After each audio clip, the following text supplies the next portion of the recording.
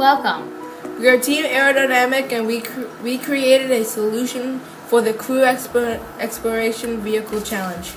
Our title of our video is called Hitting the Target with Our CEV. Our mission patch was designed to include an arrow piercing an orange. Our mission statement is Bullseye the first time.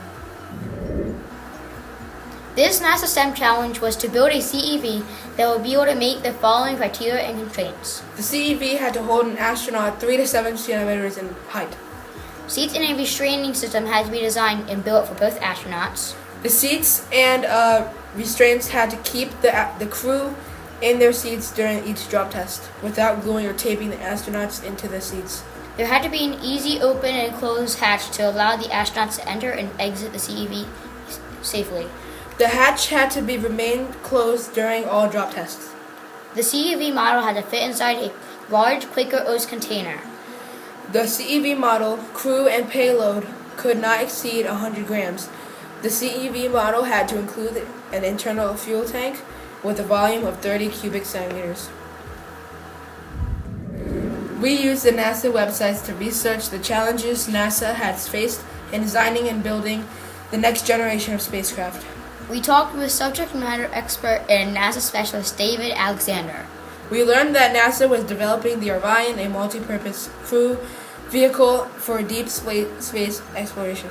The Orion will be used to send humans to the moon, Mars, or an asteroid, with hopes of colonizing other moons or planets.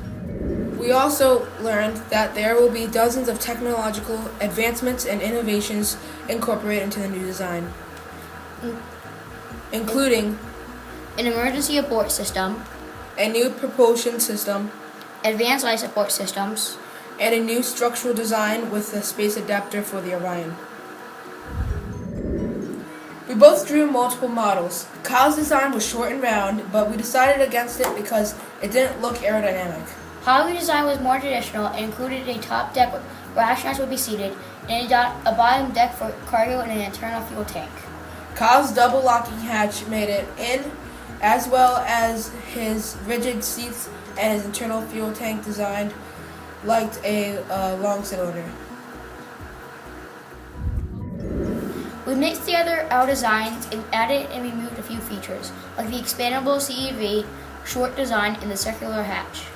We had to tape the rubber bands to the back of the seats instead of using Kyle's hook design. The design was built from a 2-liter soda bottle and cardboard mostly. We used 2 soda bottles because our first one was cut wrong, so we just got a new one. We took 2 periods to build it, roughly 3 hours.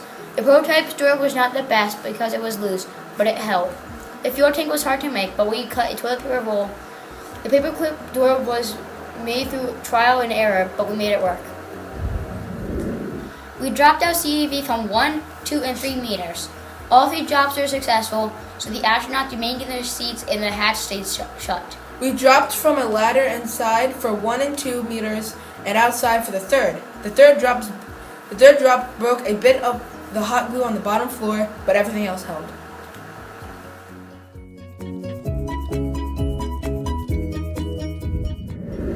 We decided that the changes that we needed to make were of the following. 1, we needed to reseal the bottom of the CEV.